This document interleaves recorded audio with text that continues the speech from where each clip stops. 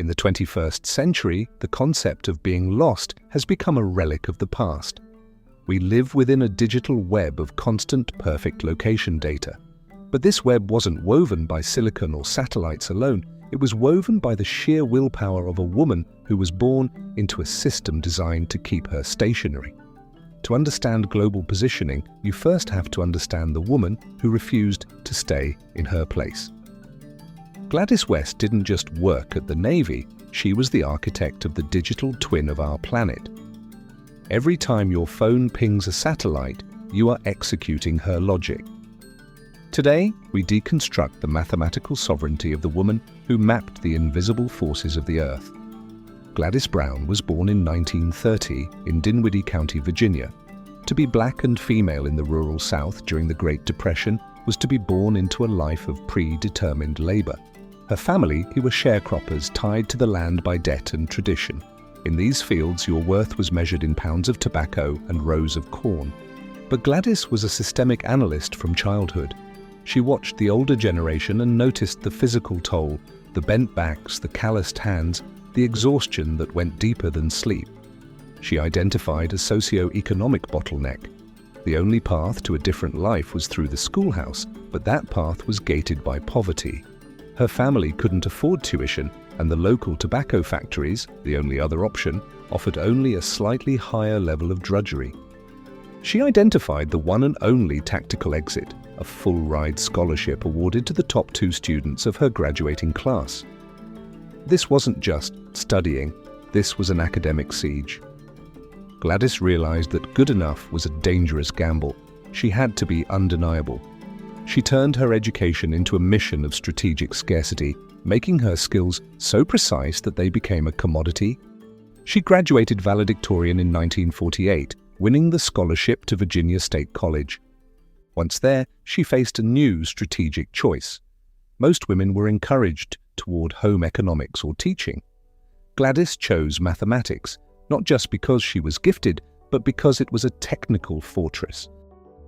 In a world of subjective racial prejudice, a mathematical proof is absolute. You cannot segregate a correct equation. By mastering the language of the universe, she made herself intellectually untouchable.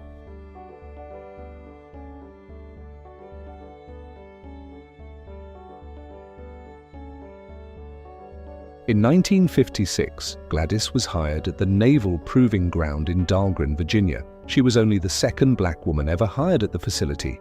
This was the peak of the Cold War. The United States was in a desperate arms race with the Soviet Union, and the new frontier wasn't just space, it was data processing. She was assigned to the NANORC, the Naval Ordnance Research Calculator. This was a room-sized titan of vacuum tubes and humming wires. It was the fastest computer on Earth, but it had no user interface. You didn't click on the NORC. You spoke to it in raw logic and punch cards. Gladys became a digital translator. She was one of the few people on Earth who could bridge the gap between human physics and machine execution. Her environment was a psychological battlefield. She worked in a windowless room, surrounded by white male engineers who often viewed her with skepticism. Her response was a strategy of infallible precision. She knew that a single decimal error wouldn't just be a mistake, it would be used as proof of her inadequacy. She adopted a zero-margin workflow, checking and rechecking data until her outputs were more reliable than the machines themselves. The Navy had a secret problem. They were building powerful nuclear submarines, but those submarines were effectively blind. To launch a missile from the middle of the ocean and hit a target halfway around the world, you have to know exactly, to the inch, where that submarine is located. Traditional sextants and stars weren't enough. This was the birth of the satellite navigation strategy, but to track a satellite, you first have to understand the gravity of the planet it's orbiting, and the Earth's gravity is a chaotic, invisible mess. Gladys was moved to the front lines of this problem.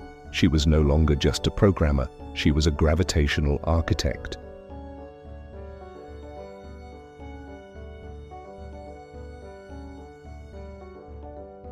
If you want to build a GPS, you have to start with a lie. That the Earth is a perfect ball. In reality, the Earth is an oblate spheroid. It bulges at the middle like a spinning water balloon. But it's even worse than that. Because of different densities in the crust, mountains, iron deposits, deep trenches, gravity pulls harder in some places than others. This irregular shape is called the geoid.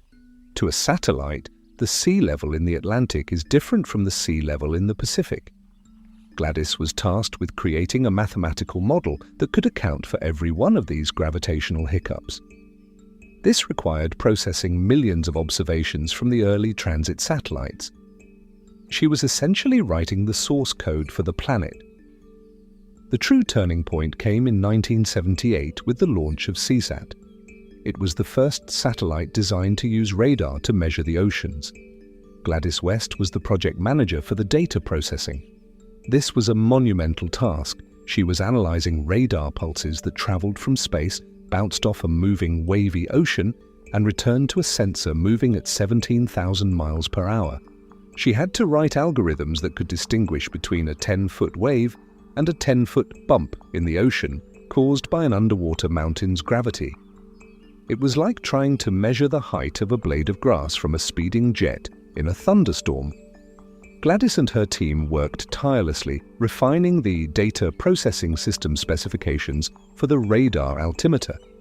This document, once classified, became the blueprint for global positioning. By the mid-1980s, her model was so accurate that it could track a satellite's position within centimeters. When the first GPS satellites were launched, they were launched into a coordinate system that Gladys West had built by hand.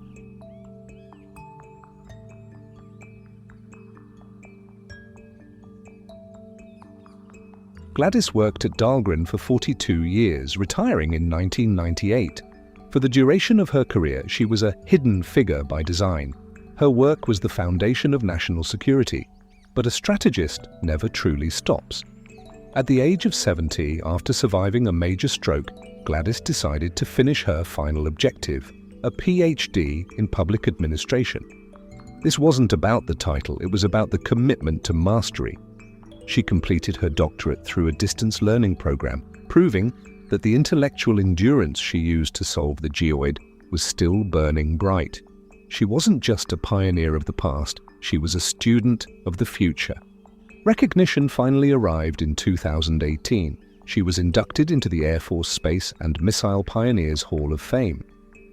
It took the world 60 years to realize that the blue dot on their screens was her creation. She once said, "I feel like I made it, and I made it in a man's world." She didn't just map the world. She proved that with enough precision, any barrier can be calculated away. The next time you find your way home in the dark, remember the woman who picked tobacco so she could map the stars. If you want to see more of the masterminds who built our world, like and subscribe. This is Lives in Time.